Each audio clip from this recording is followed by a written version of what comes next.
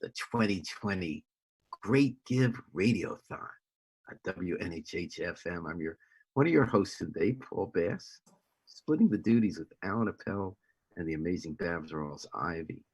And this is a really fun time of the year, 36 hours when all New Haven comes together to raise money for our hundreds, close to 400 nonprofits to do essential work that is more important than ever amid the COVID-19 pandemic. So we're asking folks to join us in trying to reach a record $2 million goal raised over that 36-hour period. We're in day one, though it did start early. We're $1.2 million of the way there. I see the leaderboard. It's kind of fun to see how continually it's being uploaded and raised. And this half hour, we're going to ask folks to go to thegreatgive.org. That's thegreatgive.org, and check out this hour's guest, which is the community chorus. I might get the name just right. You can help me out there if I got it wrong. The Greater New Haven Community Chorus. And if you want to scroll down, donate to them. We're also asking the New Haven Independent if you want to throw us some change. And we have the man who runs the chorus, Matthew Blocker. Welcome to the show, Matthew. Yeah, it's so sorry. I don't know why it's coming up as Matthew Blocker. That's my spouse. I'm Noah Blocker Glynn. Artistic director for Greater New Haven. That's happened to me a couple times now, but thanks so much for having me here. Really appreciate being related to Dean Blocker, who had been at the Yale Music School. I'm not, although I'd love to be. It's, talking about notoriety. There it is, right? No, not at all. So Noah Blocker, you run, in these times, tough times, we need to make sure people have food. We need to make sure they're healthy, and we need to nurture our souls. And what more important way than music? I know that your organization has given opportunity to so many people to be part of a chorus, to work hard at singing together and raising one voice. Do you want to start us off with a song or a poem? Yeah, I would. Thank you. Yeah, so I chose a poem today, and it's called "The Gift to Sing," and it's James Weldon Johnson.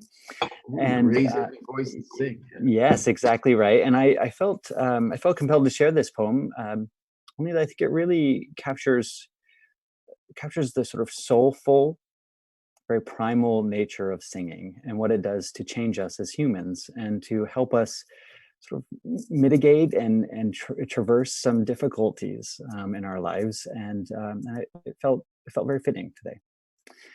So I'll begin. The Gift to Sing by James Weldon Johnson. Sometimes the mist overhangs my path, and blackening clouds about me cling. But oh, I have a magic way to turn the gloom to cheerful day. I softly sing. And if the way grows darker still, shadowed by sorrow's somber wing, with glad defiance in my throat, I pierce the darkness with a note, and sing and sing. I brood not over the broken past, nor dread whatever time may bring. No nights are dark, no days are long, while in my heart there swells a song, and I can sing. Wow. Now I was hearing the gospel chords on the piano, and I was hearing each verse go to that crescendo that is supposed to go to the top of the church. That guy writes poetry the way he writes songs. What a great choice. Absolutely. Thank you. Thank you. Why'd you pick that one?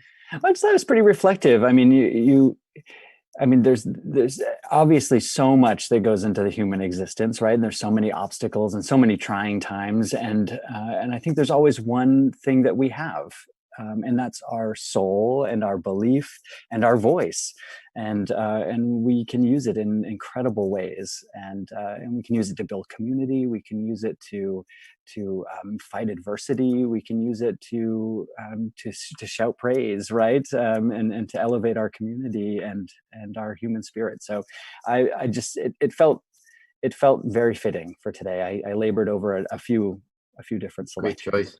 And music really helps us breathe. It sure does. I think of Sweet Honey the Rock when they talk the role of place of civil rights movement, how essential music was, and how essential, when you think about those intense years when you're a teenager and a young adult, I think so many people think back to soundtracks that were in their mind, how powerful music was when we wrestled with those overwhelming emotions that attend to the hormones that rage during our development, you know?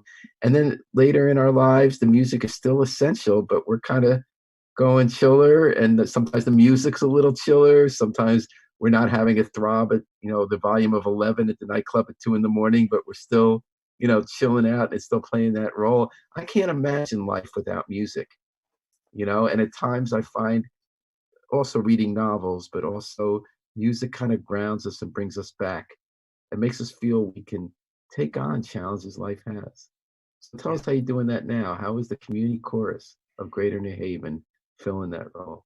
Well, it's it's great. The thing, just to respond a little bit to what you were just saying, there's something special about music. Absolutely, there's something even more special about choral music.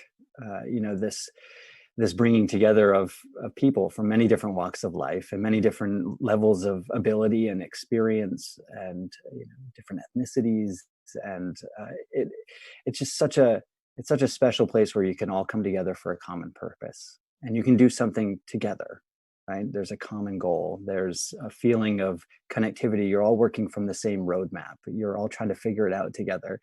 And we're doing just that right now. We're trying to figure it out. And perhaps during these times of isolation, choral music is a really difficult thing to do, right? You Especially on can't. Zoom with the Yeah, delays. Like, exactly. how do the big stars do that? When they, like the Rolling Stones, Oh weren't they at yes. 4 different locations playing? I know Charlie Watts was just doing air drums, but how do you do that? Do you collaborate with people? Do you use a different platform? Yeah, so there's lots of different tools that are out there right now with our organization, because we have such a wide breadth of technological access, and otherwise we've really we spent most of our time having a regular Thursday night meeting, but it's in a Zoom call like this, and I send out a clip in advance, and we listen to it together, and we talk about the music, and we talk about how it connects with us, and what it sort of brings to the forefront in terms of nostalgia or memories or sounds or these kinds of things. But the resources that folks are using to build these elaborate choral things that we all see on social media, those actually take just hundreds of hours to put together, and it's each individual is sending a track back with a video that gets just sort of layered on top of one another, and it's really quite a feat of technological editing, something that I am just woefully unprepared to take on, but it's amazing what some folks are accomplishing. Are you able, like, am I correct in observing that choral music requires precision? You really Yes. can't have a 3-second delay and know how long you're going to keep an eighth note, or how you're going to shape it and how you're going to harmonize. So basically, during COVID, you guys can't sing together. Can't sing together in the way that we would like to sing together, but what we try to do is at the conclusion of every meeting, I share my screen, I put up a sort of picture of a piece of sheet music, and it's a piece by Ron Jeffers called "I Have Had Singing," and it's something we sang a couple of years ago. And what I'll do is I'll play a track in the background, and I'll mute everybody's mic and just say, sing along, like we won't be able to hear you, but we get that We sense had of that problem too, when you're like, togetherness. Jews need 10 people to have a minyan, a prayer service. And I was saying Kaddish prayer for death for my brother for a while. So every day we get on, there'd be 10 or more people, but you're supposed to say one line all together. Yeheshme Rabba Maya. And that you're supposed to say that all together, and you couldn't. It was just cacophony. Right. You want to tell me just a line how that song goes? Do you feel comfortable Yeah, I sure can. singing it? Feel comfortable singing it, you mean? Yeah. Yeah. So it starts out, I don't have the opening pitch, but it starts out by singing, singing, whoa, the singing. There was so much singing then. That's the idea behind it. And it That's goes very on to say, nice. we all sang, and this was my pleasure too. It's really lovely. It's a sweet Thank you. piece. You're welcome. Hopefully I That's didn't Noah Blocker. You're the executive director of the Greater New artistic Haven director. Yep, artistic director. Artistic Haven Chorus. We're talking about what they are up to on this segment of the Great Give 2020 Radiothon. And if you love music as much as we do, which I'm sure everybody does, you can support it in New Haven by going to thegreatgive.org. Don't forget thegreatgive.org. Go to Greater New Haven Community Chorus. We'd love to see some donations flowing their way this hour. Noah Blocker, how did you get involved in music? You're not related to Dean Blocker, but you had some other path. Yeah, well, so I grew up in rural Vermont. It's What town? a fun little story. Wells River, which is right on the New Hampshire border, about halfway up the state. And I like to say that my parents were hippies.